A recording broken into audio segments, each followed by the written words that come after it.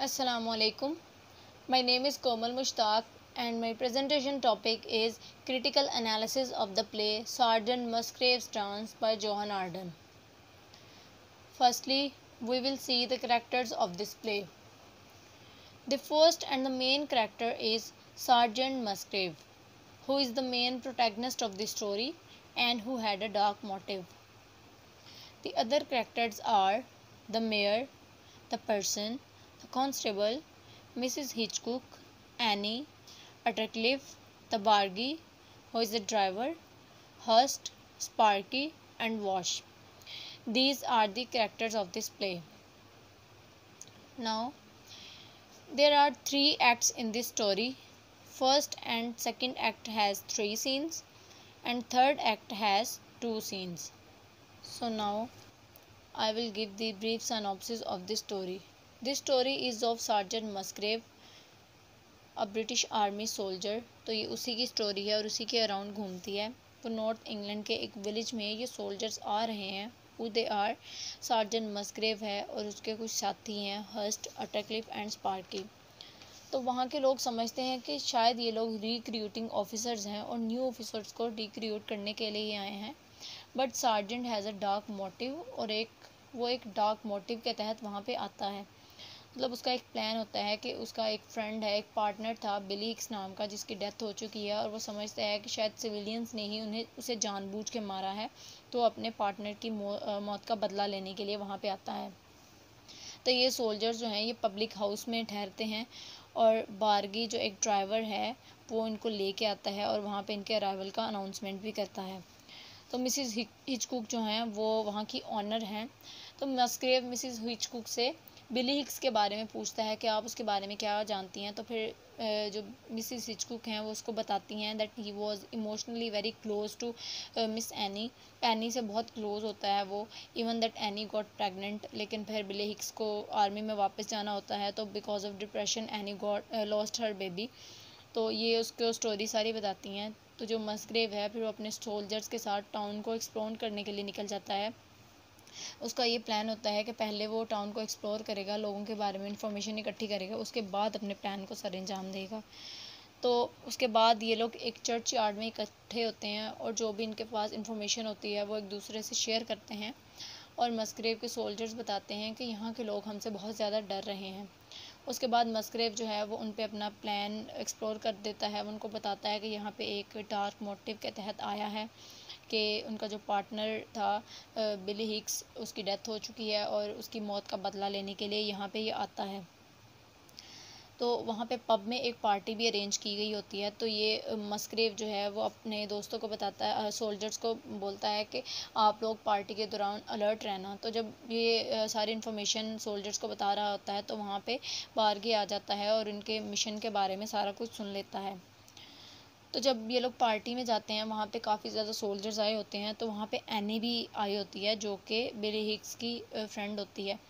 तो जो स्पार्की है वो बहुत ज़्यादा उसने ड्रंक की होती है। तो he hits on any but she refuse. तो जो एनी है वो खुद अटेंशन शो करती है हस्ट की तरफ, बिकॉज वो बहुत ही हैंडसम सॉर्ट ऑफ पर्सन होता है। तो उसकी तरफ अपनी अटेंशन शो करती है। और जो हस्ट होता है वो फर्स्टली तो उसको एक्सेप्ट कर लेता है उसकी बातों को, लेकिन बाद में उसको रिफ्यूज़ कर देता है। तो उसके बाद जो कांस्टेबल होता है वो पार्टी को क्लोज़ कर देता है, लेकिन कुलियर जो होते हैं वो कहते हैं कि नहीं, पार्टी को चलते रहना चाहिए, बार को क्लोज़ नहीं होना चाहिए। उसके बाद जो स्पार्की होता है वो बहुत ज़्यादा ड्रंक कर चुका होता है और वो वहाँ के सोल्जर्स को बहुत तंग कर रहा होता है, जिससे सोल्जर्स बहुत परेशान हो रहे होते हैं। फिर जो बारगी है, क्योंकि पार्टी ख़त्म हो जाती है तो बारगी सारे ड्राइवर्स को बारगी जो है वो सारे कुलियर्स को मिलिट्री ड्रिल्स में पहुंचाता है, क्योंकि वो ड्राइवर होता है तो इसलिए वो सबको लेके जा रहा होता है। और मस्ग्रेव जो है वो वहाँ पे वॉश को देख रहा होता है जो कि सोल्जर्स का फ़न बनाता है।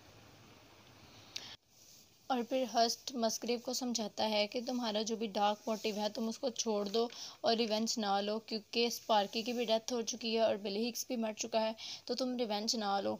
लेकिन मस्ग्रेव नहीं मानता। He wants to take his revenge at every cost. वो कहता है मैं किसी भी कीमत पर बदला ज़रूर लूँगा।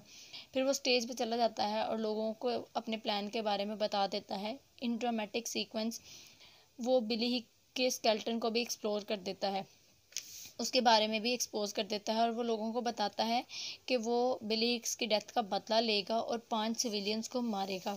और इसके साथ साथ वो ये भी अनाउंस करता है कि जो 25 पाउंडशिप के लोग हैं वो उनको भी मारेगा, just for the sake of Billy Higgs death. अभी वो इसके बारे में बता ही रहा होता है कि वहाँ पे ड्रैगन्स आ जाते हैं और वो हर्स्ट को किल कर देते हैं और मस्ग्रेव और अटरक्लिफ को अरेस्ट कर लेते हैं। तो फिर हम देखते हैं कि जब जेल में मस्ग्रेव को खाना ऑफ़र किया जाता है तो वो उसको रिफ्यूज़ कर देता है, because still his mind is haunted by Billy Higgs death and the death of 5 civilians. So in this novel we find that although the Musgrave एक नाइस पर्सन था, एक अच्छा इंसान था, but just for the sake of one person death he tries to kill many others.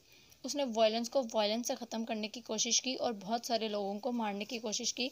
हालांकि violence को violence से नहीं ख़त्म किया जा सकता, बल्कि वायलेंस को ख़त्म करने के लिए पीस की ज़रूरत होती है। जैसे कि आग को आग नहीं बुझा सकती, बल्कि आग को बुझाने के लिए पानी की ज़रूरत होती है। तो ये इस स्टोरी का एक ब्रीफ सिनॉप्सिस था, ब्रीफली मैंने स्टोरीज़ को एक्सप्लेन की है। Now coming towards the next step, now I will explain the critical analysis of the play. So हम देखेंगे कि इस प्ले में क्या लिटरेरी स्टाइल यूज़ हुआ है। So firstly we will see the setting. Sergeant Musgrave's dance is a realistic drama set in the north of England in 1880। ये एक रियलिस्टिक ड्रामा है जिसकी सेटिंग नॉर्थ इंग्लैंड में हुई है इन 1880 में। Much of the action takes place in public house, और इसके मोस्टली जो एक्शंस हैं वो पब्लिक हाउस, जो पब है, जो जिसकी ऑनर मिसिज हिचकुक हैं, वहाँ पे ही इनकी सेटिंग हुई है। There are also a few outdoor setting such as church yard and towns market place, और उसके अलावा इसके कुछ सीन जो हैं वो चर्च यार्ड और टाउन्स मार्केट प्लेस में भी सीन किए गए हैं। So coming towards the next point, songs, words and dance. Arden's utilise various dramatic techniques. Arden ने जो है वो काफ़ी ज़्यादा ड्रामेटिक टेक्निक्स का यूज़ किया है to emphasize the time and place of action as well as develop characters, and the most and prominent of these are songs, poetic words and dance. तो सबसे प्रोमिनेंट इनमें यही 3 हैं। Many of the main characters sing folk type songs and recite words. तो काफ़ी ज़्यादा जो characters हैं वो सॉन्ग प्ले करते हैं और वर्ड्स को रिसाइट करते हैं। For example Sparky sing many times. Sparky को हम काफ़ी जगह जो है वो सिंग करते हुए देखते हैं। वो एक्शंस पे कमेंटिंग के लिए सिंग करता है और अपने बारे में बताने के लिए सिंग करता है और अपना एटीट्यूड टुवर्ड्स लाइफ को एक्सप्लेन करने के लिए भी सिंग करता है।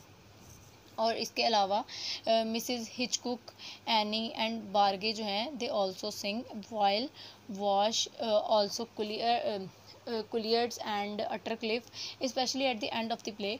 तो हम इनको भी सिंग करते हुए देखते हैं। और जो बार्गी है, the Bargee is always whistling the song Michael Finnegan. तो इसको हम मोस्टली एक ही सॉन्ग को प्ले करते हुए देखते हैं कि जिसको एक ही सॉन्ग ये सिंग कर रहा होता है, माइकल फेनियंग। तो इसी सॉन्ग को हम देखते हैं कि ये इसी को सिंग कर रहा होता है हमेशा। During the party 2 of the colliers do a clog dance. तो हम देखते हैं कि जो 2 कुलियर्स हैं वो डांस कर रहे होते हैं, while Bargee and other provide music. और जो बार्गी है और दूसरे जो होते हैं वो म्यूज़िक प्रोवाइड करते हैं उसको। The next point is audience participation. In climatic scene of Sergeant Musgrave dance the audience become part of drama. इस प्ले में ऑडियंस जो है उसको प्रोमिनेंट वो बहुत प्रोमिनेंट है, बहुत इम्पॉर्टेंट है, because there is no crowd of town people, so everything is addressed to the audience. के जहाँ यहाँ पे टाउन पीपल की कोई भी भीड़ नहीं है, उनका कोई जिक्र नहीं है, बहुत कम लोगों का जिक्र किया गया है, इसलिए जो भी बात होती है वो डायरेक्ट ऑडियंस से ही एड्रेस की जाती है। ये बिल्कुल ऐसे ही है कि जैसे ऑर्डन जो है वो बराह रास्त अपनी बात ऑडियंस के सामने पेश कर रहा हो। The Bargee is specially important in the scene. जो बार्गी है, जो एक ड्राइवर है, वो बहुत इम्पॉर्टेंट है सीन में, क्योंकि he is a link between audience and the action on stage. जो भी इन दोनों के दरमियान लिंक होता है वो ये एज अ लिंक हमें शो किया गया है। And the directions call for him to create crowd reaction. So coming toward the critical overview, From its first production, Sergeant Musgrave Dance has been controversial.